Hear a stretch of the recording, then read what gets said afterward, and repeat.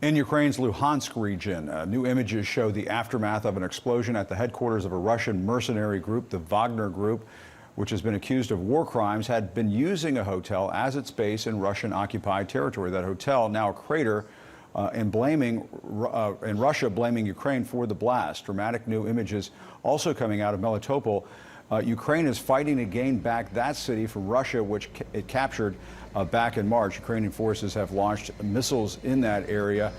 Former officials there says Russia turned the city into one giant military base. Its troops taking over homes and schools. And joining me now to talk about this is the former commanding general of all U.S. Army forces in Europe, retired Lieutenant General Ben Hodges. General, thanks so much for being with us. We appreciate it. What's your reaction to Ukraine launching this missile attack on this Russian-occupied city, and also the news that there's been this explosion at the headquarters of the Wagner Group, the Russian state-controlled mercenary group, notorious group. Is this the start of a new counteroffensive? What do you think? Hey, Jim, thanks for the privilege.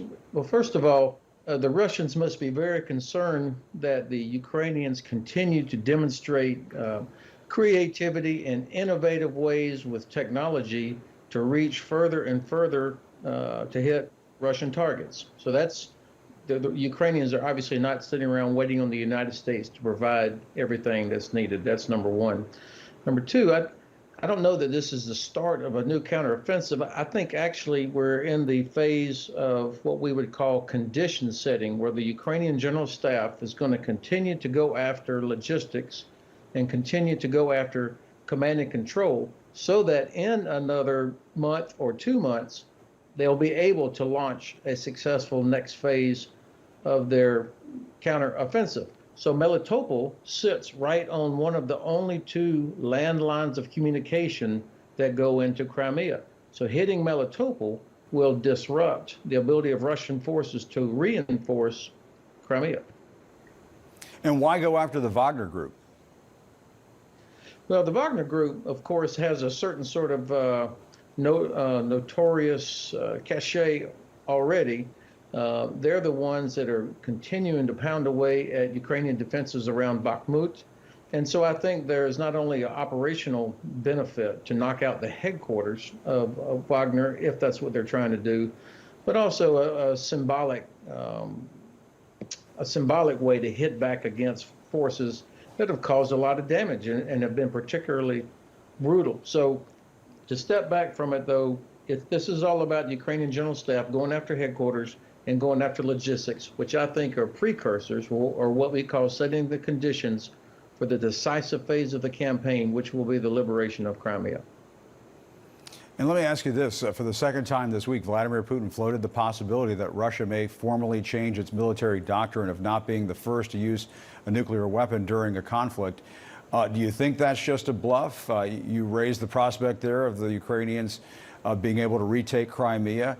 Might that be a tipping point for Putin, where he just gets so desperate that he tries to use something like that? Well, of course, I would take it seriously. Anytime the Russians talk about nuclear weapons, they have thousands of nuclear weapons. I think Secretary Austin recently said it looks like they're trying to expand their inventory of nuclear weapons.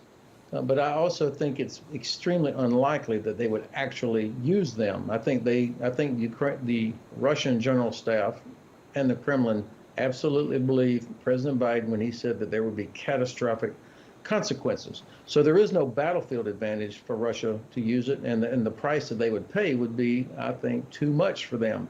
However, by bringing things up like this, it gets it back into our mind. I mean, we had actually gone several weeks without too much reporting about the possibility of a nuclear strike.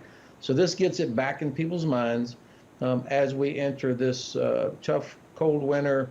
And again, as you know, that the Russian objective is to drag this out as long as they can in hopes that we'll lose the will to continue supporting Ukraine. So I think that's what this is really about. And are there additional steps the Biden administration should be considering at this point to turn the tide against Russia? I mean, the Ukrainians really seem to have the Russians back on their heels. I mean, would you advise the Biden administration to kind of push this a little harder to knock the Russians all the way on their backs? Yeah, absolutely. I think that the administration, which has done a very good job on so many aspects of this entire conflict, we still are self-deterring ourselves out of an overestimation of what Russia might do to escalate. I actually think Russians don't have anything else with which they could escalate other than to continue threatening nuclear conflict. Now, this is not happening in a vacuum, and I wouldn't claim to know everything. The conversations with China, for example, that may be causing us to limit what we're doing. But Ukraine has achieved irreversible momentum. There's no going back. I believe that they are going to liberate Crimea by the end of next summer. This could happen a lot faster if the administration and other Western allies would provide the additional things that Ukraine needs. And also, it would save a lot more Ukrainian lives if we could stop the bombing of so many Ukrainian cities sooner. All right.